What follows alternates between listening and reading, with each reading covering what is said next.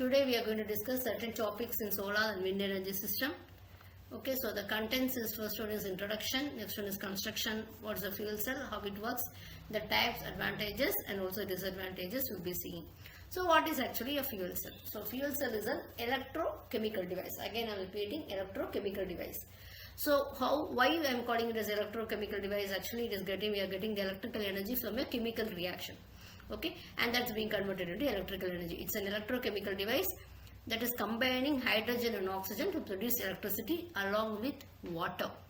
Okay, and the byproducts of heat will be there. So the chemical energy is converted into the electrical energy. So what is the construction? We have the anode. So the negative post of the fuel cell, it is okay. So what is the job of it? You can see it is conducting the electrons that are freed from the hydrogen molecules. Okay, so these hydrogen molecules can be used in an external circuit, and the etched channels will be dispersing hydrogen gas over the surface of the catalyst. Okay, next one is cathode, will be the positive post of the fuel cell. So this will be distributing oxygen to the surface of the catalyst. So this conducts electron back from the external circuit to the catalyst. It recombines with the hydrogen ions and oxygen to form the water. Right. This is the cathode, which is the positive one. Electrolyte is the proton exchange membrane. Specifically treated material, it only conducts positively charged ions. So the membrane will be blocking the electrons. Okay. So next one is the catalyst. It will be a special material that is facilitating the action of oxygen and hydrogen. So usually platinum powder is very thinly coated into carbon paper or cloth. Okay. So this rough or porous maximizes the surface area exposed to the hydrogen or oxygen. So this platinum coated side of the catalyst will be facing this fuel cell. So what happens actually is you will be having an anode, a cathode, electrolyte and also catalyst. The catalyst always will be speeding a reaction. Okay. So the working. The fuel cell will be generating electric power by continuously converting the electrical energy of a fuel into the electrical energy, as I told, by the means of electrochemical reaction, which has having no moving parts. It's a very quiet operation and is a reliable source of energy. So what will be the fuel? The hydrogen will be fuel and oxygen, okay, that is air, will be the oxidant in the electrochemical reaction. This will be producing electricity. The byproduct is water and also the byproduct will be heat.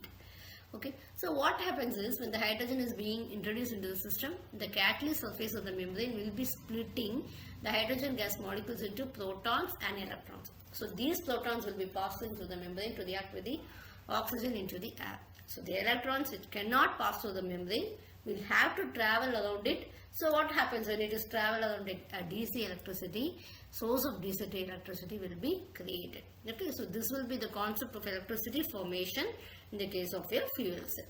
Okay, we have many types in that. First one is your alkaline fuel cell. Okay, so it has been introduced in 1960s.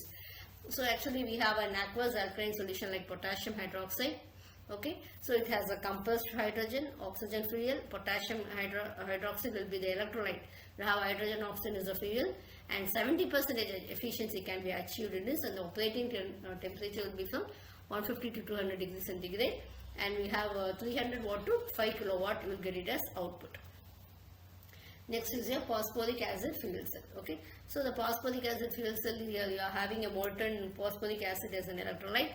So it will be operating at high temperature up to 200 degrees Celsius. The efficiency will be less when compared with your alkaline. It will be only 55%. What it will be having? It will be having a phosphoric acid as the electrolyte. And actually, maximum efficiency is 80%, which is difficult to achieve. But it can, sometimes we can achieve. And the maximum temperature is 200 degrees centigrade. So till now we have tested units up to 11 megawatts. And sulfur-free gasoline, you can use it as the fuel. The electrolyte is actually very corrosive. The molten phosphoric acid is very corrosive, and the platinum, which is the catalyst, is also very expensive. That are the main some drawbacks we do have here. Next type of fuel cell is a molten carbonate fuel cell. Okay, so this is actually here sodium bicarbonate will be used as the electrolyte, and here you can generate power up to 100 megawatts. So they can also be operated at high temperature up to 650 degrees Celsius. So they are not so expensive and can be used for commercial use with 55% efficiency. So So what is the advantage? Water is the only discharge, pure hydrogen, higher efficiency, okay, zero emission, right, long operating period, no rotating parts, and negligible noise pollution. So automatically, if you have any process, it will have its own disadvantage. Otherwise, they will be using it at each and every knock of the corner, isn't it? Here, CO2 is discharged with methanol. Okay, when you consider the electricity efficiency is less. Actually, technologically currently expensive. See, actually now it is in the developing stage only. Till now, we are not able to tap the whole resources. Okay, so it's in the developing stage only. This particular one. Hydrogen often created using dirty energy, that's coal. Okay, so pure hydrogen is very difficult to handle. So these are the disadvantages associated with fuel cell. Thank you.